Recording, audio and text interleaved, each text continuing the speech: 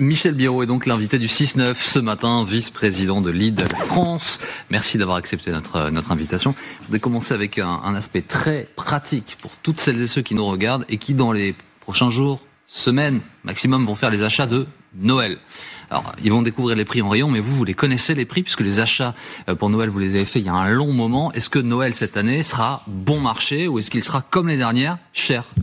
Non, il sera meilleur marché que l'an dernier. Parce qu'on a renégocié les prix, bien évidemment. L'an dernier, il y avait déjà un problème, vous rappelez-vous, sur la grippe aviaire, et donc il y avait très très peu de volailles très consommées pendant les périodes de fête. Il y avait très peu de foie gras, on n'arrivait pas à trouver de foie gras. Cette année, c'est bon, c'est reparti. Donc les prix sont revenus à la baisse. Alors, on revient pas à ce qu'on a connu il y a 2 ou 3 ans, bien évidemment, parce que on a subi des inflations dramatiques de 25-30% sur certains produits festifs, mais on a clairement baissé les prix de plusieurs centimes, et donc il faut que les Français se fassent plaisir cette année pendant les fêtes.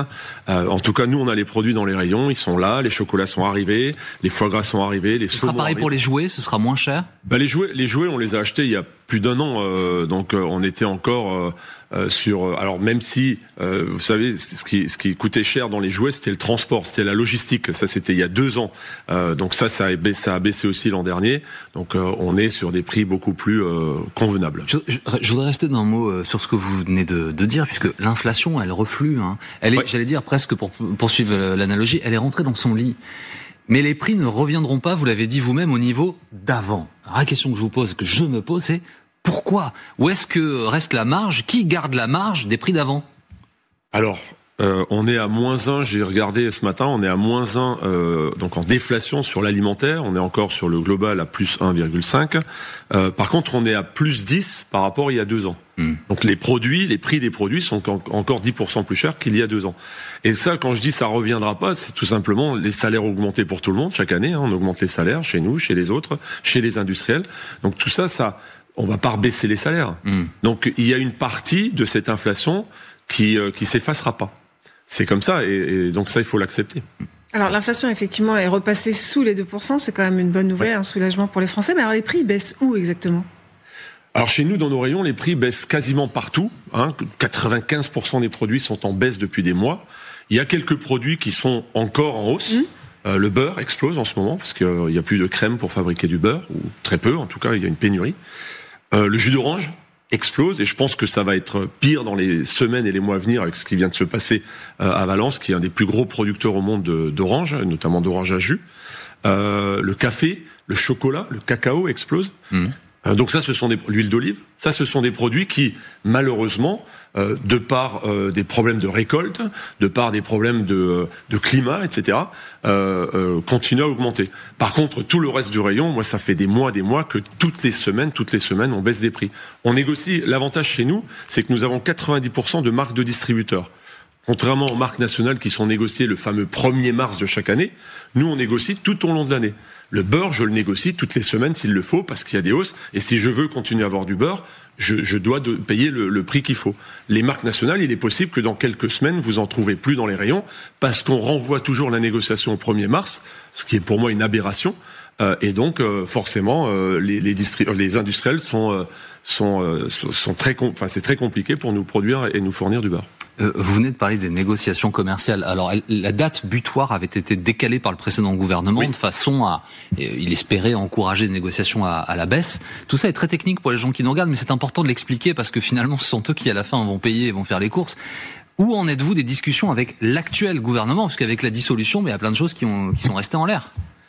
Alors effectivement, c'est très très technique, mais pas que pour les consommateurs. Ça l'est pour nous. On a une armée de juristes que vous devez embaucher pour gérer des négociations. On parle de 75% de l'agroalimentaire en France, 70-75%. Ce sont les marques nationales, et ce sont ces produits-là qui sont régis. En tout cas, les négociations sont régies par une seule et unique loi, qui est la loi de modernisation de l'économie. C'est très technique. Pourquoi la date du 1er mars ? Les récoltes de blé se font en février ? Non, c'est l'été. Est-ce que les récoltes, les vendanges se font en février ? Non plus, c'est en automne. Alors pourquoi moi, par exemple, je négocie le vin, là, actuellement, parce que je sais comment se sont déroulées les vendanges de septembre. Je négocie la farine au mois de septembre-octobre, parce que je sais quelles ont été les récoltes, et elles ont été mauvaises, parce que la météo a été catastrophique. Il y a eu une sécheresse terrible cet été. Et donc nous, sur les marques nationales, il y a une loi qui dit qu'il faut négocier le 1er mars. Celui qui l'a inventé, je ne sais pas ce qui est... Et donc vous discutez avec le gouvernement actuel de ça ? Alors oui, j'ai rencontré Madame Garnier, j'ai rencontré plusieurs ministres, et on reprend les discussions qu'on avait avec le précédent gouvernement pour essayer, en tout cas moi à mon niveau, pour essayer de faire changer et de faire évoluer ces lois. Je demande à réformer la loi de modernisation de l'économie avec urgence, parce qu'il faut de la transparence. Parce que ces lois qui se sont succédées depuis 25 ans ont apporté une opacité dans les relations commerciales, et donc on est dans un jeu de dupes permanent, parce qu'on nous demande des augmentations, mais on nous les justifie pas, on nous les argumente pas. Les industriels vous les demandent. Exactement, les multinationales. Faut pas mettre tout le monde dans le même sac. Il y a les PME. Il faut défendre les PME françaises au même titre que le monde agricole, mais je ne suis pas là, pour défendre des multinationales qui enrichissent des milliardaires américains. Est-ce que vous discutez fiscalité aussi avec le gouvernement, puisque le débat budgétaire se poursuit avec une inquiétude des entreprises sur l'augmentation de leur fiscalité ? Bien sûr qu'on discute, c'est un sujet essentiel, vous imaginez bien. Là aussi, il faut faire attention, on discute avec le gouvernement sur est-ce que c'est bien de... Alors, oui, je suis pour participer à l'effort collectif pour essayer. Et déjà, c'est bien qu'ils pensent à réduire la dette. Ça, c'est très bien, la dette de l'État. Mais une fois qu'on a dit ça, on regarde les taux. Exactement. Ensuite, la question, parce qu'on me dit, c'est toutes les entreprises qui font plus de 1 milliard ou 3 milliards de chiffre d'affaires. Vous, c'est 16 milliards, c'est ça ? Par là, exactement. Mais est-ce que c'est... Parce que vous pouvez faire beaucoup de chiffre d'affaires. Quel est votre bénéfice ? Peu de bénéfices. Mais vous pouvez faire très peu de bénéfices. Quel est le bénéfice ? Donc il faut peut-être plutôt s'attaquer. Cette année, pas trop bien. L'année dernière, catastrophique. Mais ce qu'il faut surtout savoir, c'est est-ce qu'il faut s'attaquer aux entreprises qui font beaucoup de chiffre d'affaires ou à celles qui font beaucoup de marge ? Parce que vous pouvez faire 1 milliard de chiffre d'affaires et gagner en résultat 200 millions. Mais vous pouvez faire 15 milliards de chiffre d'affaires et gagner 100 millions. C'est pas la même chose. Et vous êtes entendu là-dessus ? Vous avez l'impression, En tout cas, ils sont à l'écoute. Je pense qu'ils sont parfaitement impliqués et concernés. Ils sont très au fait des dossiers et de comment fonctionne la distribution. Mais pareil, il faut s'attaquer aux bénéfices et il faut que ce soit équitable. D'accord ? Parce que quand on parle de chiffre d'affaires, il y a des entreprises qui ne consolident pas les chiffres d'affaires au niveau de la France. Et donc, qui n'atteindront jamais le fameux milliard ou les 3 milliards. Et ceux-là passeront dans les mailles du filet. Donc, pour l'instant, je n'ai pas de réponse à ces questions-là.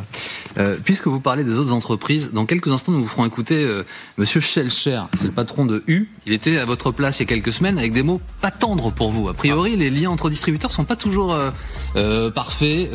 Michel Schellcher, qui est Dominique Biraud, qui est Michel Biraud, pardon. Voilà, je vais y arriver. Excusez-moi, c'est le jet lag, le retour de Washington, qui a des mots donc très très durs. Vous allez lui répondre dans quelques instants, juste après cette petite pause. J'en profite aussi moi. Ça tout de suite.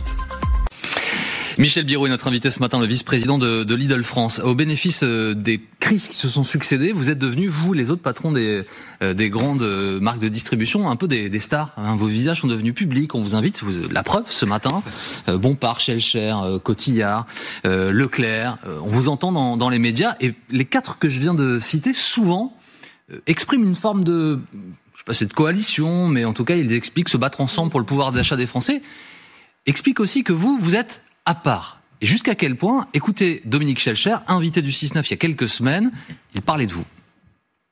La réalité des prix de Lidl, personne officiellement ne peut le dire puisqu'il ne donne pas ces chiffres. Et donc Lidl invente de son côté son propre comparateur de prix qu'il arrange en prenant des magasins là, et dit la publicité qu'ils font, on va la remettre en cause, absolument. Comment ? Ça veut dire quoi ? On va faire quoi ? Écoutez, on a une procédure en cours contre Lidl qui va, et on va s'expliquer dans les prochaines semaines devant les tribunaux. Alors où en est cette procédure judiciaire ? Écoutez, moi déjà je dis, on travaille pour défendre le pouvoir d'achat des Français. Ça, je pense que tous les distributeurs dans ce pays ont cette même volonté de défendre le pouvoir d'achat des Français. Après, on n'est pas toujours d'accord, et Monsieur Schellcher vient de le dire, et j'apprécie beaucoup Dominique Schellcher, mais quand on fait un comparatif, bien évidemment, je ne suis absolument pas d'accord avec ces propos. Lidl a un prix national. Ça veut dire que vous achetez le paquet de biscuits ici à Paris, en plein centre de Paris, à Montparnasse ou avenue de Versailles, pas loin d'ici. Vous l'achetez à Marseille, à Brest ou à Strasbourg, vous le payez le même prix. On a un prix national dans 1600 magasins. Monsieur Schellscher ne peut pas se targuer de ça. Mais alors pourquoi est-ce qu'il vous attaque en justice ? Il a presque autant de prix différents qu'il y a de magasins, parce que ce sont par définition des indépendants. Donc chacun fait son prix dans son magasin. Parce que c'est la guerre du qui est le moins cher, hein. C'est ça l'objet du propos, c'est la guerre du qui est le moins cher. Mais alors pourquoi est-ce qu'il vous attaque en justice, monsieur parce Biron ? que je veux défendre le consommateur. Pourquoi ? Parce que forcément, ça l'agace.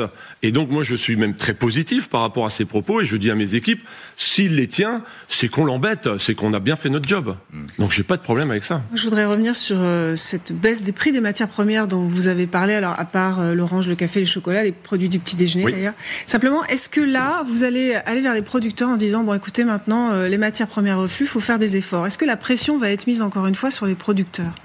Alors, les producteurs tel que moi je l'ai défini, c'est-à-dire un paysan, un éleveur, non, surtout pas, d'accord, en aucun cas. Sur les multinationales, oui, très fortement. Encore une fois, je parlais tout à l'heure de transparence. On a oublié la transparence dans ce pays. On est dans une forme d'opacité permanente.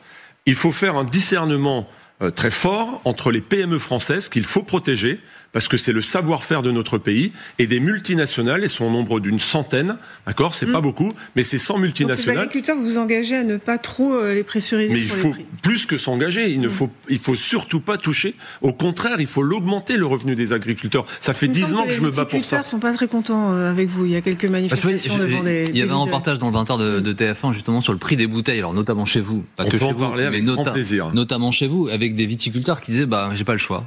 Donc je suis obligé de les vendre quasiment à perte, et on se retrouve avec des bouteilles en rayon qui sont parfois en dessous de 2 euros. 1,99. Ouais, voilà, donc il y a des... Un Côte-du-Rhône, 1,99. Tout le monde comprend que c'est compliqué bien sûr, à l'autre bout de la chaîne. Faut juste remettre les choses dans le contexte. Il y a une déconsommation du vin qui est catastrophique dans ce pays. La déconsommation sur le vin est encore beaucoup plus forte sur le vin rouge. D'accord ? Aujourd'hui, on nous appelle, on est le plus gros acheteur chez Lidl de vin en France. En termes de volume, c'est nous qui achetons. Nous achetons 4,5 millions de bouteilles de Bourgogne, par exemple, juste pour vous donner un chiffre. C'est monstrueux. On nous appelle pour qu'on dégage du vin. Quand on vend un 99, faut savoir que le prix d'achat qui est derrière ce 1,99, nous l'avons pas négocié. Nous ne le négocions pas. Ce sont des industriels, des négociants qui nous appellent pour nous dire aidez-nous à liquider, à vider les cuves. Sinon, nous ne pouvons pas remettre les nouvelles vendanges dans ces cuves. Donc, il y a un problème de déconsommation. Et j'entends la colère des viticulteurs, mais je leur ai dit, j'étais moi-même personnellement, je suis allé les rencontrer au mois d'avril, il faut que les pouvoirs publics s'emparent du problème et qu'on se mette tous autour d'une table. Leur volonté, c'est quoi ? Leur souhait, c'est quoi ? C'est de vendre demain du Côte-du-Rhône à 4 euros. Pourquoi pas ? Déjà, on en vendra 3 fois moins, ça faut le savoir. Donc on ne réglera pas le problème de la surproduction ou de la déconsommation. Le gouvernement aujourd'hui paye, je crois, 4 000 euros pour arracher les vignes par hectare. C'est bien, mais qu'est-ce qu'on fait après ? Qu'est-ce que le viticulteur qui a arraché son hectare de vigne, qu'est-ce qu'il va faire de cet hectare ? Est-ce qu'il va y semer du blé ?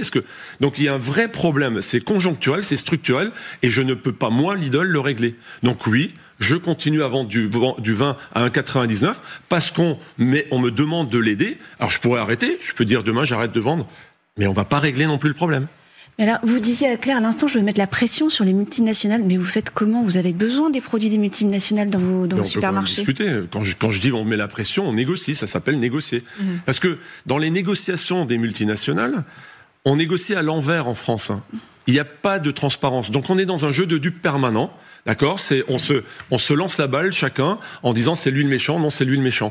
Je demande à ce qu'on réforme la loi de modernisation de l'économie pour qu'on revienne à des négociations normales, comme dans le monde entier, avec beaucoup de transparence, en construisant un prix d'achat. Quand vous avez une bouteille de jus d'orange, il y a le prix de l'orange, il y a le coût de production de l'orange, le coût de transformation, de logistique, de packaging, etc. On construit un prix d'achat. En France, sur 70% de l'agroalimentaire, on fait une déflation d'un tarif qui sort du chapeau, c'est très technique, vous l'avez dit tout à l'heure, et on arrive à un prix d'achat. On ne sait pas de quoi on parle. On ne sait pas ce qu'il y a derrière. Michel Biron, j'aimerais vous faire réagir à l'actualité de la semaine. Auchan qui a annoncé la suppression de 2500 postes. Alors, au-delà de l'avertissement sur la multiplication des plans sociaux en France en ce moment, est-ce que dans la grande distribution, on peut dire qu'on arrive là à la fin d'un modèle, la fin de l'hypermarché, par exemple ? Alors, Auchan est une des enseignes que j'aime particulièrement, et je trouve dramatique ce qui se passe. 2500, 3000 licenciements qui sont annoncés. Mais vous avez raison, c'est les conséquences d'un modèle qui est en panne, qui ne fonctionne plus. Qui aujourd'hui veut passer 3 heures, enfin moi gamin, mes parents m'emmenaient dans le Mammouth, qui est l'équivalent d'Auchan aujourd'hui, on passait 3-4 heures dans le magasin et on remplissait les caddies. Personne ne veut faire ça. Aujourd'hui, vous passez le samedi à vous faire plaisir, avec des loisirs, etc. Donc aujourd'hui, les gens, ils veulent consommer différemment, ils veulent acheter rapidement dans des magasins de proximité. Donc le modèle de l'hypermarché, tel qu'on le connaît en France, 10 000, 13 000 mètres carrés, pour les plus gros, oui, malheureusement, il est tabou. Est-ce que c'est le début d'autres plans sociaux dans le secteur ? Je ne le souhaite bien évidemment pas, mais encore une fois, c'est les conséquences d'un modèle qui ne fonctionne plus. En tout cas, que les consommateurs ne souhaitent plus. Merci beaucoup Michel Biérot d'avoir été avec nous ce matin en direct sur LCI dans le 6-9. Dans quelques instants, nous allons revenir sur ce qui s'est passé à Amsterdam hier soir. Des supporters du Maccabi Tel Aviv qui venaient pour un match de foot contre l'Ajax Amsterdam ont été attaqués dans la rue. Par qui ? Que s'est-il passé ? Nous allons y revenir. Benjamin Netanyahou a envoyé 2 avions pour récupérer les gens qui souhaitent quitter Amsterdam au plus vite. On fait le point dans quelques secondes. À tout de suite.